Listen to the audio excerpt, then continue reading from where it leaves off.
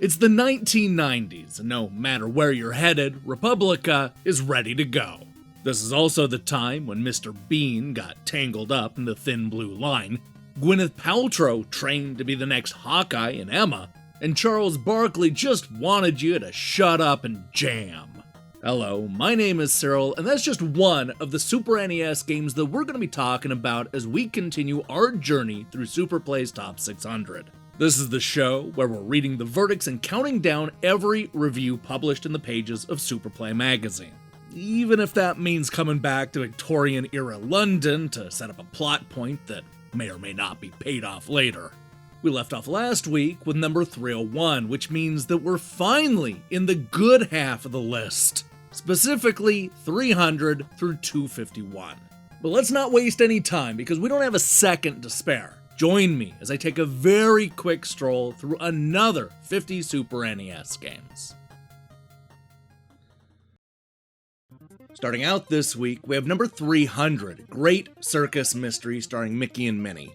It does have a simultaneous two-player option, and those graphics are lovely, but it's too similar to the first game in both styling and ease of completion to make it a really good buy. Number 299, Charles Barkley, Shut Up and Jam. Basketball is a tough enough sport to simulate without taking away the rules. What makes NBA Jam so good is the realism mixed with the utter stupidity of it all. Charles Barkley seems to be taking itself too seriously and frankly isn't much fun. Number 298, Lamborghini American Challenge. There's a nice sense of speed, 212 miles per hour to be precise, and once you get into it, you'll want to play on. Not perfect, but not too shabby either, this one. Number 297, Battle Cars. An odd cross-pollination of F-Zero and rock and roll racing, which works well as a one-player game, but drops far short of the mark in two-player mode. Number 296, Jaki Crush. Reasonably fun and quite attractive in places, but far too slow to get the adrenaline flowing. If you've got a UK machine with an adapter, especially, give it a miss. It's even slower. Perhaps they'll speed it up if it gets a UK release. Number 295, World Class Rugby. Rugby has none of the failings of, say, Kickoff, and will be great for fans. The rest of us will find it a bit start, however. Number 294, Super WWF. It's really slick and brilliant fun for a bit, but there's very little game behind the graphics. Number 293, Super High Impact. Rather, to my surprise, this all adds up to a game I rather enjoyed playing. Hardcore Madden fans may scoff, but I think that it's actually really rather good. Number 292, True Lies. Quite a bit of exciting blasting, but frustration will creep in when you can't get the angles exactly right. Learn where everybody is and you'll go far, but make sure you want to. Number 291, SeaQuest DSV. Despite its fair share of minor annoyances that threaten to scupper it, SeaQuest just about stays afloat, providing an appealing mix of sedate strategy, shoot 'em up, and sim action. Number 290, Gods. Gods has a very different feel to most Super NES platform games, and that's no bad thing. But the gameplay is so repetitive that you might get bored before you explore the many subtly hidden features. Stick with it though, and this will last you ages. Number 289, Mr. Tuff. Mr. Fairly Standard platform game with a few nice touches, but overall rather samey and too easy, I'd call it. Number 288, Bonkers. It doesn't break any new ground, but that doesn't necessarily mean it's a bad thing. Bonkers is a well-worked, appealing, cuddly little game with a smattering of cartoon hijinks for good measure, even if he is a cop. Number 287, King of the Monsters 2. A suitably silly combat game that's bound to appeal to Godzilla fans. Although it's very enjoyable, the joke wears a bit thin all too quickly. It's sort of Rampage meets Street Fighter 2, but nowhere near as much fun as either. Number 286, Top Gear 2. The original Top Gear looked a bit old-fashioned, even when it first came out, and it would be lucky to get over a 70% if we reviewed it again now. The sequel is slightly more sophisticated and has more features, but still looks a little behind the times. Number 285, Hagane. Hagane is as traditional as Yorkshire pudding, as tough as licorice sticks you get from the green grocers, and mildly enjoyable in a haven't I seen you somewhere before sort of way. Sometimes linear though, ultimately you progress through practice parrot fashion, which disappoints. Number 284, Nolan Ryan's Baseball. Smart, slick, solid, and really quite good fun. Number 283, Demolition Man. It's crude in places, shaky in others, and certainly has frustrating moments. But Demolition Man pulls itself back from the brink by including a number of inventive touches. Number 282, Dragon Ball Z 2. If you like manga action, then this delivers the good in a big way. As a beat 'em up, it's fun for a while, but no great shakes.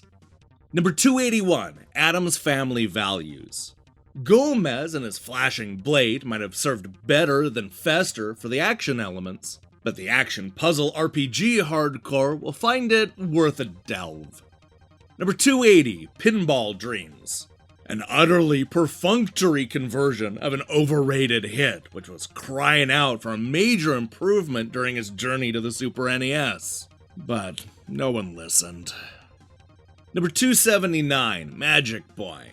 There's plenty of enjoyable moments here, albeit interspersed with a certain amount of teeth-grindingly annoying ones. Overall, though, not bad at all. Number 278, Prime Goal. Lots of J-League flavor, and it plays a great game of footy, but the inexplicable lack of speed will spoil it for most people. Number 277, Super Adventure Island. Brash, with a nauseating character, but brilliant fun and very nice to look at. Number 276, Urban Strike. This installment of the popular Strike series is a letdown by dodgy controls and glitchy movement. It's a shame, because deep down, there's a cracking game. Number 275, The Firemen. Original, fun, and quite tricky, but the lack of variety will get boring and you'll wish for some extras to keep you interested. Number 274, Super BC Kid. A huge game with more humor, surprises, and fun than your average episode of Tiz Was. Unfortunately, like Tiz Was, it has a very limited lifespan. Tiz Was, is that like a acronym or something? Hey Lorne, can you help us out? What the hell is Tiz Was? Lorne?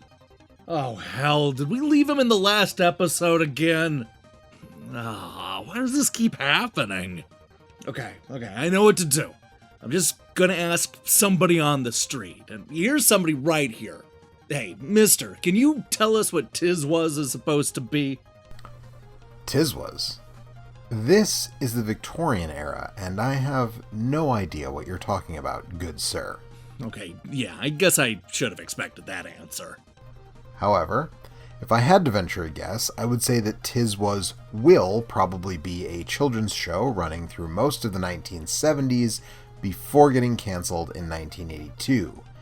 It will probably stand for something stupid like Today is Saturday, Watch and Smile, and turn Chris Tarrant and Peter Tomlinson into household names. You know, if I had to guess. Wow, you ended up knowing an awful lot about a show that you've never heard of that's on a device that's still decades away from being invented. Huh, color me impressed. But hang on a second, shouldn't you have a British accent? I mean, did people not have accents back in the day? Ugh, I'm so confused. Let's just show the stupid clip of Tiz Was and get back to the countdown. Dennis, son, can you multiply? Nice and quiet, please. I don't believe it. Come on, I'm being asked a question. Well, that is the answer, that is the answer. I must ask for quiet, girls, please. Now there's trouble with the Nolan sisters. Number 273, Nosferatu. Nosferatu isn't nearly the game it should have been. The graphics, sound, and presentation are all present and refreshingly correct. Absent? Fresh gameplay ideas, responsiveness, and rewarding gameplay. It's doubtless that some will still enjoy it, though. Number 272, Weaponlord. Its better aspects are those that crib imperfectly from Street Fighter. But for all of its terrible faults, it's not unamusing. Number 271, Final Fight 2. A bit of a disappointment all around, really. A great scrolling beat-em-up, but nothing we haven't seen before, and too easy. Number 270, Jimmy Houston's Bass Tournament USA. Okay, so it's neither action-packed nor particularly revolutionary, but Bass Tournament USA does hold some bizarre fascination for those looking for something a bit different to plug into their Super NES. There's certainly a lot more to do here than in Bass and Black Bass. Doom fanatics, however, need not apply. Number 269, Pink Goes to Hollywood. Dedicated Panther fans will be tickled pink. Oh, sorry. Others could do worse. Number 268, NFL Football. It's not as good as Madden 93, and nowhere near as good as Madden 94 will be, when it finally comes out. And really, who needs more than one American football game anyway? Number 267, Yoshi's Cookie. A well-presented but simple puzzle game that maintains the quality of the Mario line. But it's the variety offered by the 3 gameplay options rather than the inherent depth of the game itself that will decide its longevity. Number 266, Volleyball Twin. Perfectly decent 2-player volleyball game that could have been made better, but really suffers from the simple fact that it's about volleyball. Great for fans, and playable, though not essential, for the rest of us. Number 265, Jim Power, The Lost Dimension in 3D. An attempt at 3D which really works. But once you've oohed and awed all over it, the game underneath is another platformer. Still a brave attempt, and 3D could well be something we'll be seeing a lot more of. Number 264, Prehistorik Man. A decent and, alright then, polished platformer all the way that doesn't rely on gimmicks or licenses. But where's the spark? Number 263, Top Gear. A neat little game this one, but you just have to say Mario Kart and it runs into the corner, shivering. It's just not in the same league. Number 262, Blackhawk. 2 words, flashback and clone. Demanding gun-toting fun while it lasts, except that it doesn't. Cup of tea, sir? Number 261, Fatal Fury. Well, it's not, is it? Street Fighter 2, I mean. Yes, it's got the graphics, almost, but that's about it. The gameplay struggles hard, but still doesn't compare. That said, however, this is still one of the best of the current crop of pretenders. Number 260, Star Trek, Starfleet Academy. Far too slow and steeped in the usual Star Trek nonsense, but reasonably enjoyable for all that. It's not gonna make you explode in joy, though. Number 259, Pro Baseball League 93. Sure, it's another baseball game, but it's a really good one. Number 258, Excite Stage 95. While this improves on the original version in many areas, the overbearing shadow of International Superstar Soccer will prevent it making any lasting impression on the Super NES soccer scene. Number 257, Mechwarrior 3050. The tallest power-crazed Destructathon on 2 legs. Tripped up by a chronically short and stumpy lifespan. Number 256, Power Monger. A great strategy game, but it's very complicated and takes ages to get into, and lots of people will consequently find it really boring. Number 255, Super International Cricket. A thoroughly entertaining and amusing cricket sim, if occasionally limiting. Sound about right? Yes. Number 254, Troy Aikman NFL Football. It looks pretty manky, but plays well enough. But it's a bit too complex for US footy novices. Number 253, Young Merlin. Young Merlin's enjoyable, but not engrossing.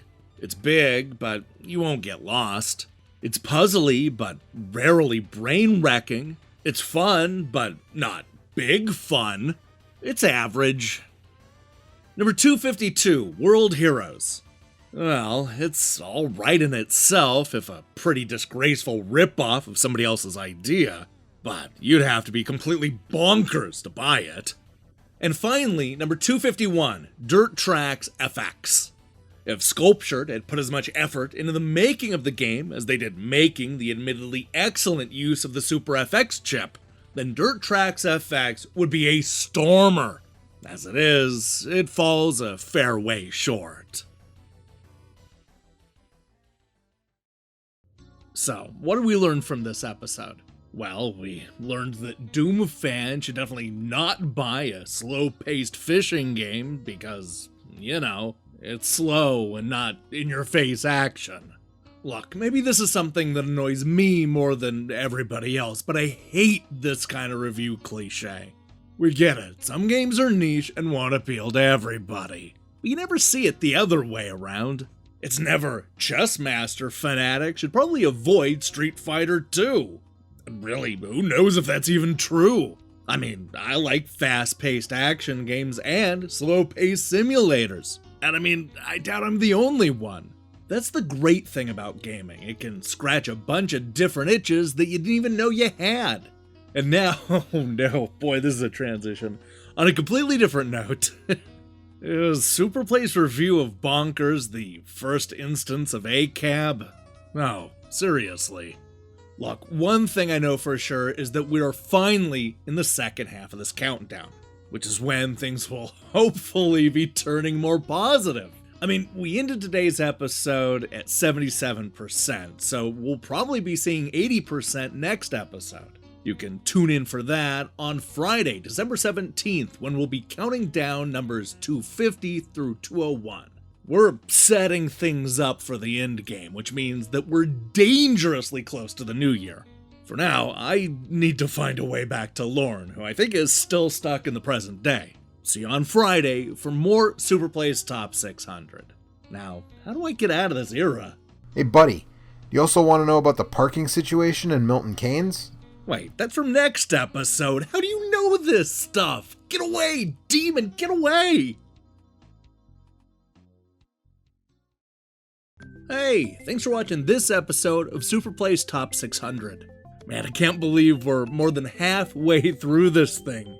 It feels like I only started counting down a few days ago. If you've been enjoying this series, then please do me a favor and help spread the word. Let people know that we have a full playlist of episodes and that we're covering a staggering amount of Super NES games in just 12 episodes. Now, here's the question I have for you. What Super Play review surprised you the most? We're starting to get into some of the better games, so I'm excited to see how the comments will reflect the gradual change in their attitude. In other news, we'll be back later this week with a Spider-Man themed Game Over episode, followed by another episode of Super Play's Top 600. If that sounds good to you, then do me a favor and click that subscribe button and support what we're doing here. Until then.